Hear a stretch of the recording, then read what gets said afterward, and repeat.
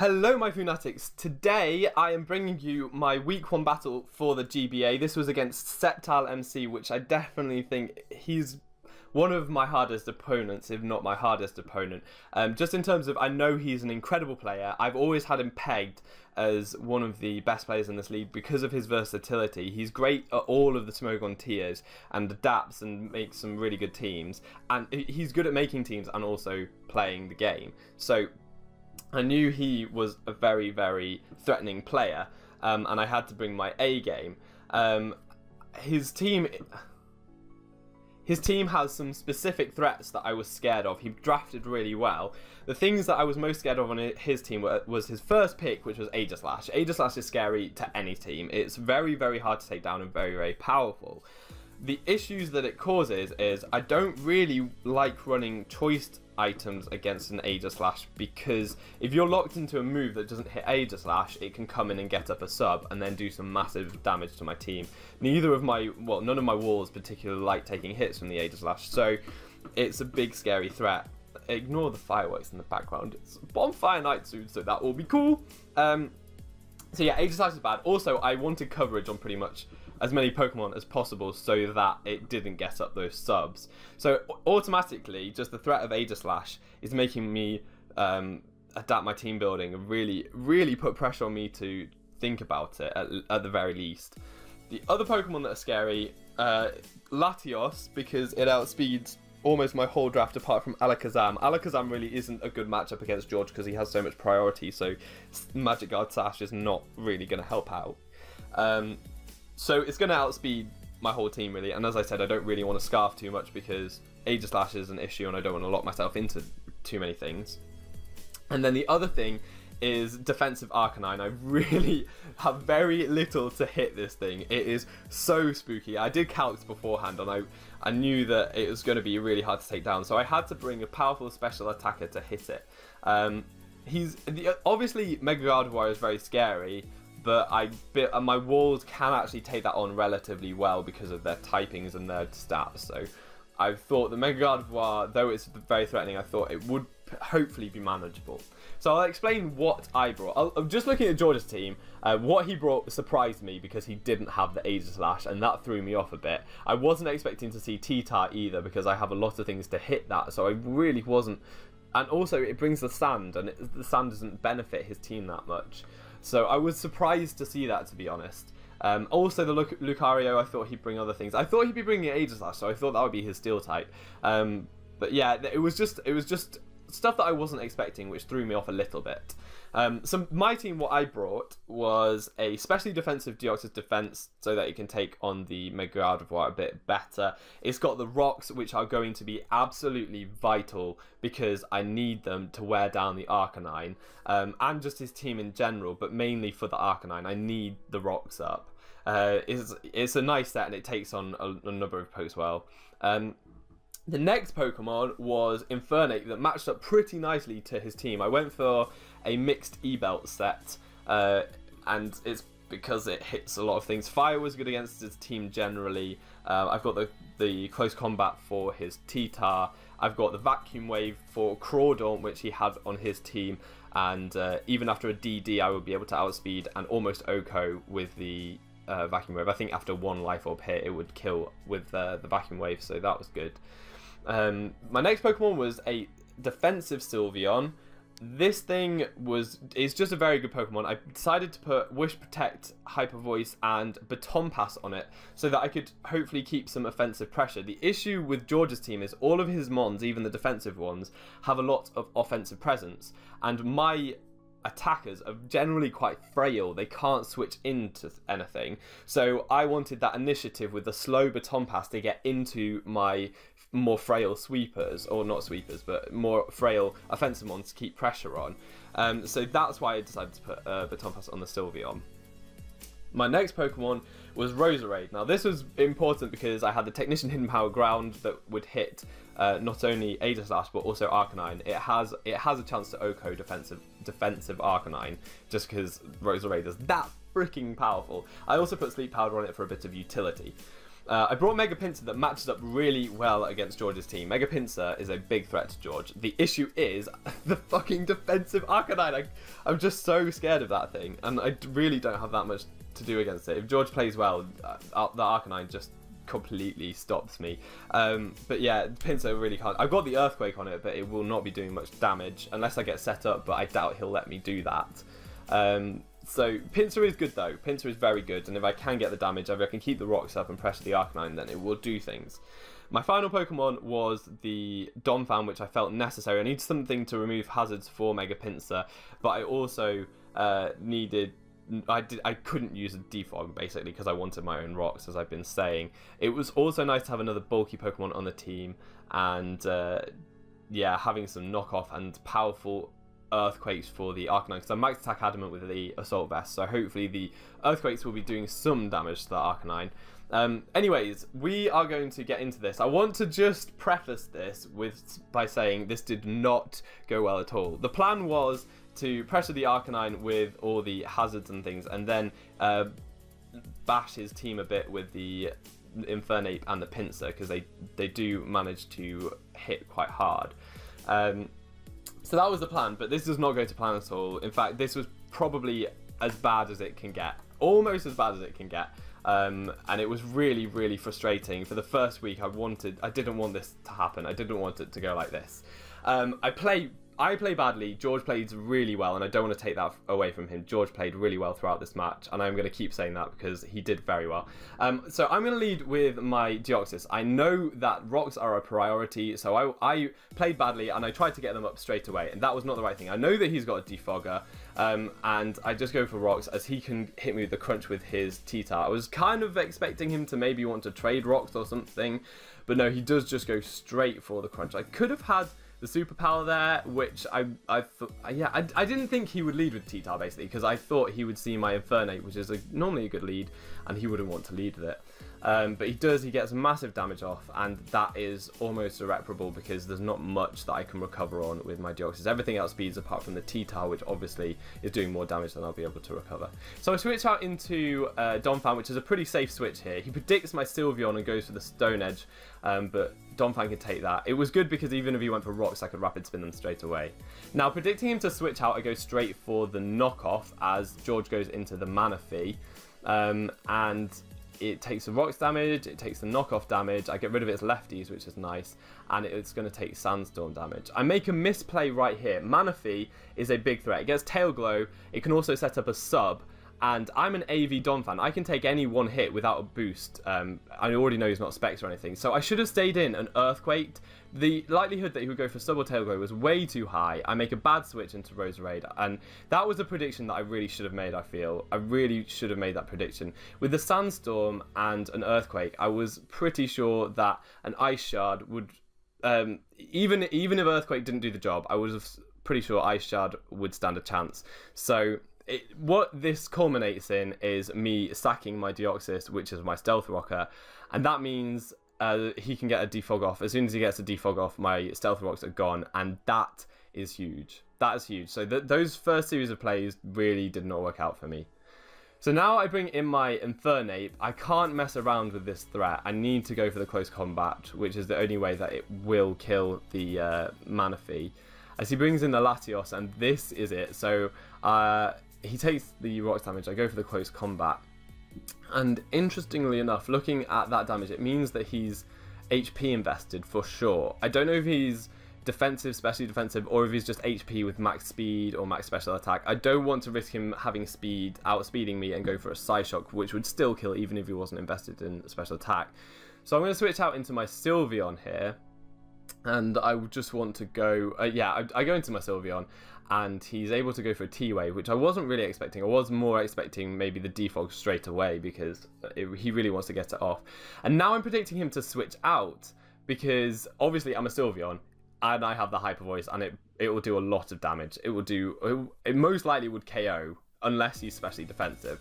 So instead he stays in and goes for defog because I've clicked Baton Pass to try and get some momentum and try and just go from there, get in an offensive threat and pressure him, but he just stays in and goes for the defog, which really puzzled me at the time. Seeing that he's lefties is a bit interesting as well. It means that my Mons are going to take hits from it better, but I'm really confused as to what this Latios set is. It's got the defog off though, and that's what it needed to do. So now I'm predicting him to expect me to go for the knockoff again, so I'm just going to go for an EQ as he brings in the Arcanine. So I'm going to hopefully hit this up. He gets the Intimidate, and this will tell me if he's defensive or offensive. The fact that he's got Intimidate doesn't tell me much because Intimidate is probably its best ability over Flash Fire. But looking at that damage, I'm a max attack Adamant Donphan, base 120 attack. That was an Earthquake, and it did less than 50%, so he's obviously a defensive Arcanine. Right here, I expect him to go either for a Willow or a Morning Sun. So I go into my Roserade, which is a bit of play, and I gain some momentum from doing it, but I lose it straight away. As I said, I've got that HB Ground, which has a chance to OHKO this Arcanine. I was hoping he'd play a bit more recklessly, but this is George. He knows what he's doing. I should have just clicked Sleep Powder. That would have been my best play right there. I go for the Hidden Power. He obviously sees that it's ground because Latios has Levitate, and I don't want to stay in and eat a Psyshock or whatever. So I'm going to switch out again, not wanting to take anything from this. And I go into my Sylveon because I know that I can tank hits from it, seeing as though it's lefties. George makes a bit of an odd switch in my opinion and goes into his Arcanine. And yeah, it was a bit odd. I wasn't sure if he was predicting something else because this matchup, I'm a defensive Sylveon, so I should be able to take anything he wants to go for. And it turns out this was his intention. He had the Iron Head on his Arcanine, and apparently this was his plan to kill Sylveon. I don't really agree with that because the chance of him getting a Power Flinch is around 50%. It's basically like hitting a Dynamic Punch, and he was relying on this to kill my Sylveon. I'm able to get up a Wish here. I'm now at a point, I potentially should have switched out after the first Iron Head, but my Sylveon is my only real wall left, and I need it to be at good health. I need it to be at good health. So as long as I can get a Wish off, I can then protect and get all my health back. But I was just gutted. I get the Para, and I thought I needed to protect at that point because Sylveon wouldn't be able to wish up on anything else. There was nothing else, everything else outspared, specifically because this is minus speed nature for the Aegislash, so I can catch it in Blade form. And I just didn't think I would be able to wish up on anything else, so I go for the Protect, needing that recovery, and I get the Para, and that was huge. That 1 in 4 chance, plus the previous like Para. If I got the wish up first turn, then it wouldn't have mattered at all. So that was bad. And I mean, the Iron Head is a good idea on Arcanine. It means that Sylveon can't beat it on 1-on-1, but it shouldn't have killed. That just that really got me upset, and I didn't think that I stood a chance. I still had my win conditions though, which were Pinsir and Infernape, that really did put in the work against the team. I do get the Sleep Powder off on the Latios here, which is good, but George makes a play predicting my Sludge Bomb as he goes into Lucario. What I should potentially have done would be to go into my Donphan, and that would have been a better play because it takes on the Latios as well as taking on a lot of his switch-ins. He goes for an Ice Punch on the switch. Again, I'm going to get a bit upset here because he gets a critical hit. I was upset at the time. In retrospect, that definitely wouldn't have been a 2-hit KO. Definitely would have been a 2-hit KO with the Ice Punch. But if George carried the close combat, which he most likely did, that would have been able to KO in the second turn. If he didn't, then that mattered. But I'm pretty sure he would have had the close combat. So it stung at the time, but in retrospect, it probably didn't matter that much. And that was a very good play by George.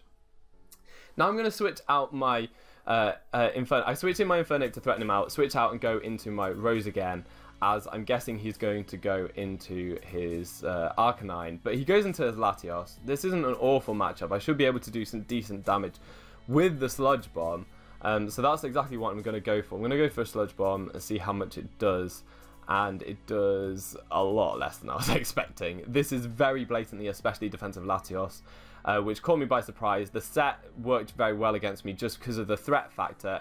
I mean, if I knew that it was especially defensive from the beginning, I could have handled it easily. But because of the threat factor of its power, yeah, it really caught me by surprise, and I misplayed around it a lot. Now I predict him to go into Lucario again. I can't afford him getting a free switch into Lucario because Lucario will do big damage, and he knows that and predicts it very nicely. Obviously gets the first turn Wake because Hacks is just screwing me over just a little bit in this match, and even more so with this next set of plays. So He goes for a Dragon Pulse. That's actually going to be a 2-hit KO even though he's got no investment, which is very impressive. And I miss my Sleep Powder. That was my one chance of getting some momentum back. If I had gone for a Sludge Bomb, I should... It would have been a safer play. Sleep Powder was my one way of actually maybe winning, maybe. But if I got a Sludge Bomb off, it meant that I would be being able to revenge with my Pinsir. What instead happens is I bring my Pinsir in now, and I can get big damage on the Latios. And he can't switch out into Arcanine right here because I have the Hyper Cutter, so him staying in makes a lot of sense, and I can't kill him anyway. So I can get big damage off with the Frustration, don't kill, and he's able to get off the T-Wave. Not too bad, because I can still Quick Attack, but it just means that his Arcanine is going to be able to revenge with the Flare Blitz. So I was thinking that he would want to maybe play safe here, let me get the Latios kill and bring in Arcanine safely, because if I get a crit through the Intimidate, I will still be doing a lot of damage if I go for Frustration, because I know that I can tank any one hit from the Latios. But he does go straight into Arcanine as I go for the Quick Attack. And maybe I should have gone for a Frustration there just to try and get the kill on something. But that didn't happen. So I go for the Quick Attack. It doesn't do that much. It does more than I expected the Arcanine, to be fair. Pinsir is very powerful. Now, I know that I can probably tank a Flare Blitz. I stand a good chance of living this Flare Blitz. So I go for an Earthquake, knowing that I'll do a decent amount of damage to the Arcanine and would hopefully be able to then revenge with my Infernape. But I do get paralyzed again. So it's just everything on top of everything. By this stage, I was pretty upset, and everything that could go wrong had gone wrong in this. It couldn't really have got any worse. George has still got all of his Pokemon left, and all I've got is Infernape. Now, Infernape is good. Infernape is very good, especially against his team. But there's no way I can win. I just need to go for damage control and try and get at least a kill so I can save some face. I go for a Fire Blast here because it's really the only thing I have to hit for Arcanine. But actually, it does quite a lot, seeing as though I am mainly special. I'm fully special attack invested. So I go for a Fire Blast here, trying to get some damage on the Arcanine. Might have been a 2-hit KO from where he was at. Brings in the Gardevoir, and that does over half, which is very nice. But because he's Mega, he's going to get a special defense boost and be able to tank the next one, which is not something that I like at all. And obviously Hyper Voice will be an OHKO. I'm E-Belt, not Sash, so that's a problem. But Infernape, he is my saving grace. I do have a lot of respect for him now. I love him very much. He saved me from the humiliation of a 6-0 by getting that crit Fire Blast. And yes, I can't express my love for him enough for doing that. It was the one thing that kept me going. Now he brings in his T-Tar. I'm expecting the Sash here. It's either that or he's bringing in to break my potential Sash. But he does have the Sash. If he misses a Stone Edge right now, that would have been pretty big, because it meant that there's not much else that can take the hits on his team. His Latios will get killed by a U-turn. And yeah, it would have been very nice. But he does hit the Stone Edge. And Infernape went down. So that's a shame. If he missed that Stone Edge, I'd have got maybe a couple more kills, which would have been really cool. But no. So that was the match. I want to say now, I don't want to take anything away from George. Hacks screwed me over for sure, but George played incredibly, and he prepared incredibly. He knew which things he had to bring, and he brought them. They're the things that I was scared of, and he did very well. He made the plays. I didn't make the plays. I misplayed a lot at the beginning, and I'm aware of that. My mind was just not in the right place, and I don't think that this is representative of my potential at all. I know that I can do better. I'm going to bounce back with a vengeance next week, and this is not the sign of things to come. So, in retrospect, I think that I've learned a lot from this. I think I've learned a lot. I need to make some of the plays and not be as scared. Yeah, not be as scared of some things, but be more aware of what I need to keep. I was aware of my win conditions, the Pokemon that were my win conditions, which were Pinsir and Infernape, but Rocks were a win condition more than those Pokemon, and I did not do what I had to do to keep them up at all. So that was my fatal flaw. If that first turn had been different, I think the whole match could have been very different, even with the hacks. If I had managed to keep Rocks up, that would have been huge. So my misplays were a huge factor, as well as the hacks. I want to say thank you to George. I want you guys to all to check out his channel. I've known him for a very long time. He's a great player. And yeah, I want you to give all of his stuff a look. He's going to go very far in this, and I know he is. So losing to him out of everyone is probably more acceptable. I don't know some of the other players, how good they are, but I know George is incredible, and I've had him pegged as a potential winner. So losing to him, I knew that was a possibility that it would happen. So moving on from here, I'm playing Madman Demo next. Again, check out his channel. He's got a promo video where he smack talks me a bit, which is really, really funny. And I'm going to prove him wrong. I'm going to just smash him this week. I've got something to prove, so I hope he's very scared. He's facing the wrath of Fufu. I hope you guys are good. I've been Fufu. You've been awesome, and hopefully see you next time. Bye.